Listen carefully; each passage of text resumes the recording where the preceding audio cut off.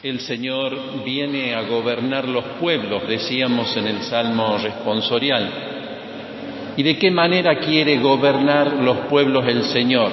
Evidentemente no lo hace personalmente, sino lo hace por delegación. Cuando elige a quienes nos gobiernan, Él quiere inspirarlo en las cosas que son para el discernimiento comunitario. La gran definición de la política viene por ese lado, es buscar el bien común. Hace poco el Papa estuvo en el Capitolio en Washington y se lo aplaudió de pie por el discurso que pronunció. Digo eso en relación justamente a que al Papa se lo aplaude, pero no siempre se lo escucha. Él habla de tender puentes y nosotros humanamente, por el miedo que tenemos a perder lo que hemos conseguido, queremos hacer muros. Y resulta que la palabra habla de la destrucción del templo, que se van a caer los muros, que se van a destruir los templos. Nosotros podríamos pensar, bueno, este templo y tantos otros maravillosos templos que hay en la tierra son verdaderamente una riqueza para la Iglesia. Bueno, ahí hay una confusión. No son estos los templos que hacen rica a la Iglesia. En realidad, el mensaje cristiano viene por otro lado.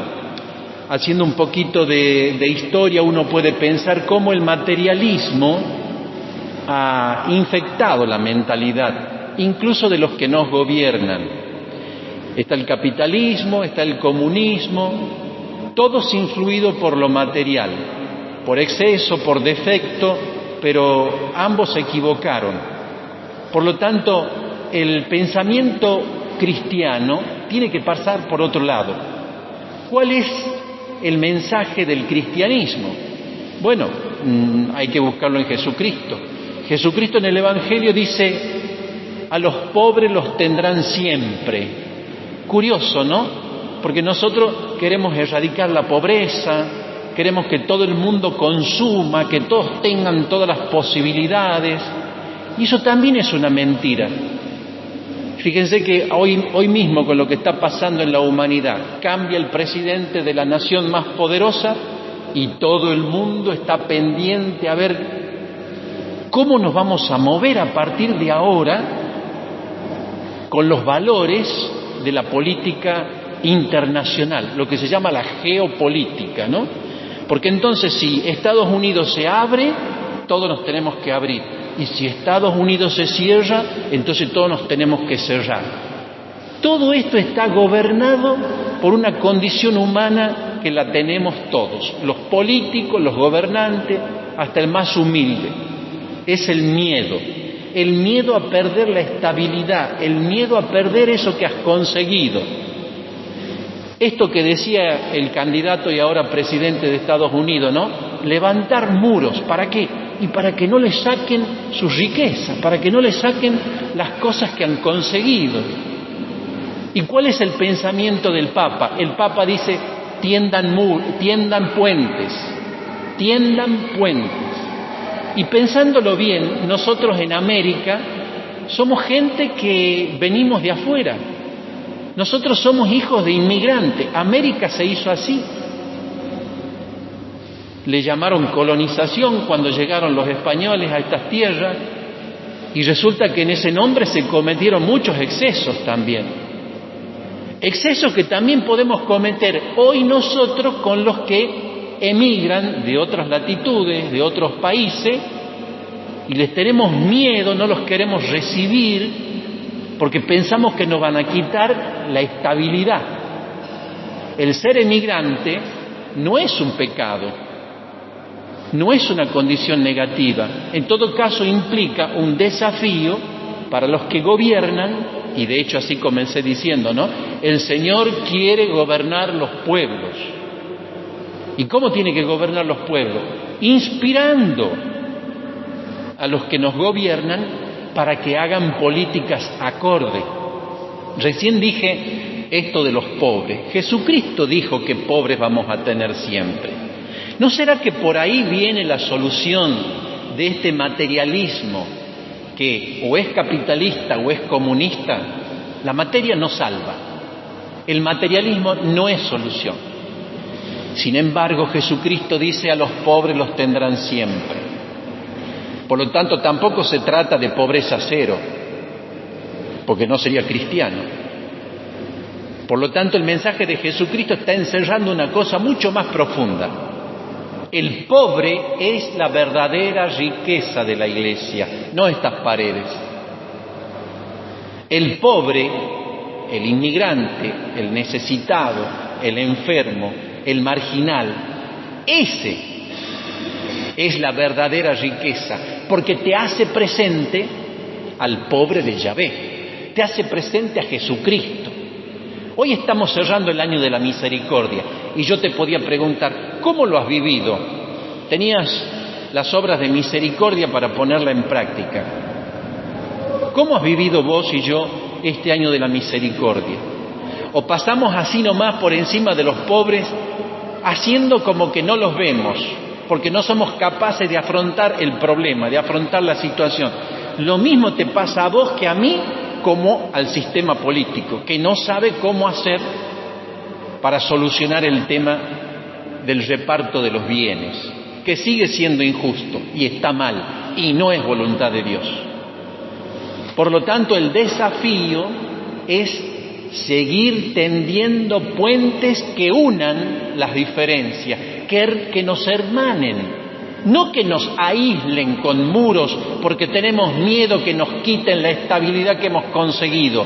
Necesitamos de todos, necesitamos los unos de los otros. En pequeñas sociedades o en grandes sociedades necesitamos de esto. Y para conseguirlo, ¿qué tenemos que hacer? Aprender a escuchar a Dios, que nos habla a través de su palabra. Porque podemos caer en la tentación esta de pensar, se habla mucho en estos días del sueño americano, ¿no?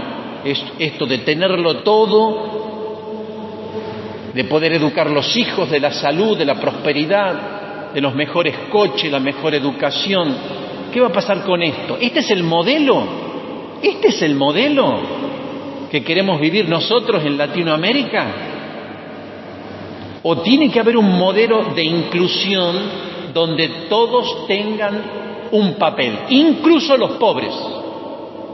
Los pobres que te llaman la atención y te dicen: no te olvides de dónde venís y no te olvides que yo soy para vos una presencia de Dios. Los pobres, hermanos, aunque nos molesten, como los inmigrantes que les molestan a todo el mundo, ahora Europa no los quiere recibir, Estados Unidos está por verse, los pobres hacen presente a Dios, que se hizo pobre por nosotros. No entender este mensaje es no entender el cristianismo. Dios, siendo rico, quiso nacer en un pesebre. ¿Entendés esto? Mejor dicho, ¿aceptás esto? ¿Aceptás o te escandaliza un Dios que se hace pobre? ¿O te mueve el piso un Dios que nace en un chiquero para decirte: yo quiero algo mejor para vos? Un Dios que tiende puentes es el que nace en un pesebre y te hace acordar dónde está la verdadera naturaleza de la dignidad del hombre. La dignidad del hombre no se mide por el materialismo, por el consumismo, por el sueño americano, ni siquiera porque seas un pobre tirado en la puerta de una iglesia pidiendo limosna. De ninguna de las dos maneras se expresa. Se expresa desde el ser hijos de Dios, de este Dios que no tuvo problema de dejar su grandeza para bajarse y encarnarse en un pesebre y morir por vos y por mí. Este niño Dios, que lo vamos a celebrar dentro de poco, espero que no lo sigamos celebrando solamente por lo que el consumismo te hace ver de la Navidad, porque entonces volvemos a caer en la trampa. ¿Qué es una feliz Navidad? En la que hay mucho pan dulce, mucho cordero, mucho chancho y no sé qué más.